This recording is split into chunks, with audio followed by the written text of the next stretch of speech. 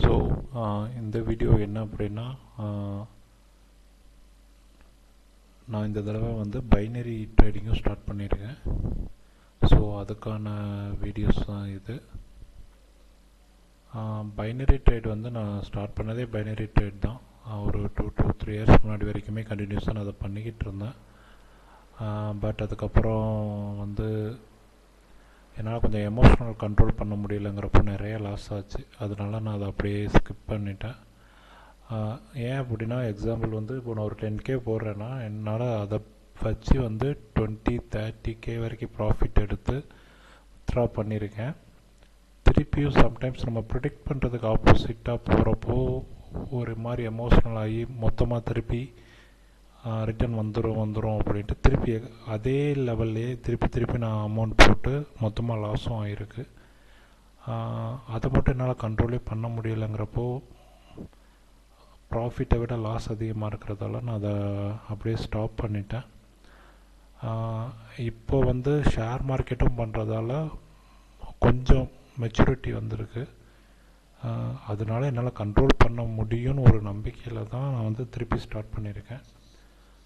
So இது வந்து நான் லாஸ்ட் 4 டேஸ் தான் நான் அது பண்ணது.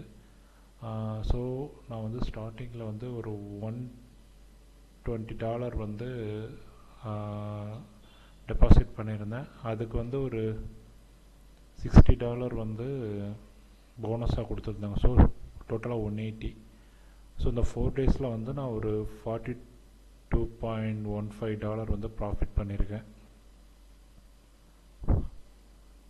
ஸோ அதுக்கான ஸ்க்ரீன்ஷாட் தான் இது.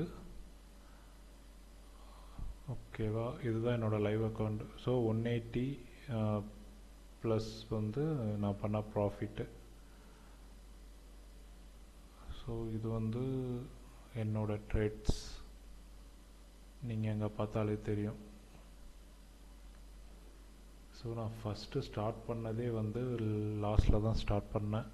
திருப்பி அதுக்கப்புறம் மூவ்மெண்ட் தெரிஞ்சதால் $5 பதில் $10 போட்டதால் இந்த லாஸும் ரெக்கவர் ஆயிடுச்சு. ஸோ நெக்ஸ்ட்டும் அதே தான் லாஸு, திருப்பி அதை வச்சு ரெக்கவர் பண்ணேன். அதே மாதிரி தான் ஃபஸ்ட்டு 3 ட்ரேடும் அந்த மாதிரி தான் போயிருக்கு. திருப்பி அதுக்கப்புறம் கண்டினியூஸாக வந்துச்சு.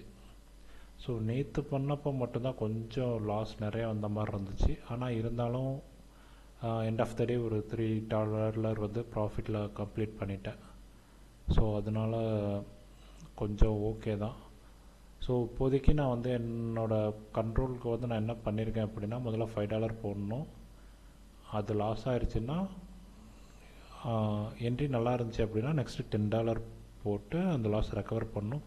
இன்கேஸ் அந்த $10 லாஸ் ஆகிடுச்சிங்கிற பட்சத்தில் திருப்பி அகெயின் 5லேருந்து ஸ்டார்ட் பண்ணணும்.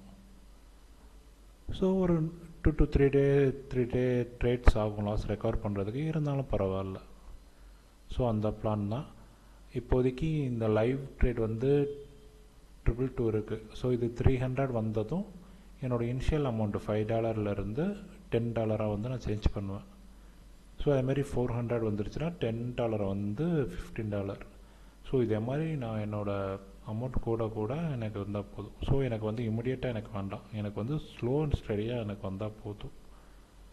ஸோ இப்போதைக்கு இதுதான் பிளான். ஸோ இது வந்து லாஸ்ட்டு 4 டேவோட ப்ராஃபிட்டு.